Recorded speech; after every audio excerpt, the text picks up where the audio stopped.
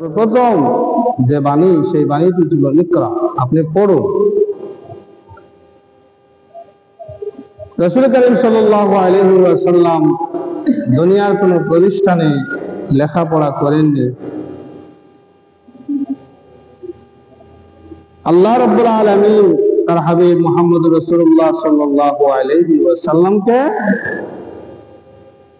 স্বয়ং শিক্ষা দান করেছেন, ইলম দান করেছেন। এমন ইলম দান করেছেন,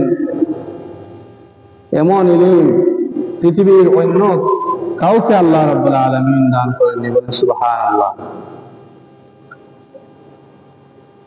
আল্লাহ রাসূল সাল্লাল্লাহু আলাইহি ওয়াসাল্লাম বললেন, আমি কারি নয়, আমি পড়তে জানি না, আমি পড়তে জানি না।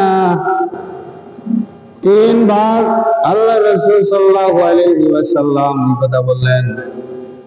তিনবার বলার পর হযরত জিবরাইল আলাইহিস সালাম রাসূল করিম সাল্লাল্লাহু আলাইহি ওয়াসাল্লামের সাথে এমন ভাবে আলিঙ্গন করলেন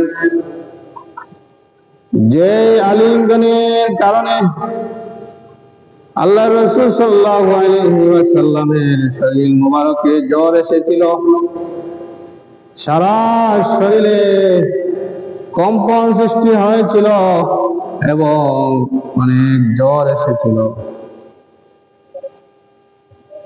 এইভাবে বুকের সাথে বুক মিলিয়ে জিবরাইল আলাইহিস সালাম আল্লাহ রাসূল সাল্লাল্লাহু আলাইহি ওয়াসাল্লামকে চাপ দিলেন। চাপ দেওয়ার পর তিনি বললেন, পড়ুন। তখন তিনি শুরু করলেন, ইকরা বিসমি রাব্বিকাল্লাযী খালাক। রাসূল করিম সাল্লাল্লাহু আলাইহি ওয়াসাল্লাম এইভাবে 5টি আয়াত তিলাওয়াত করলেন। বলেন সুবহানাল্লাহ।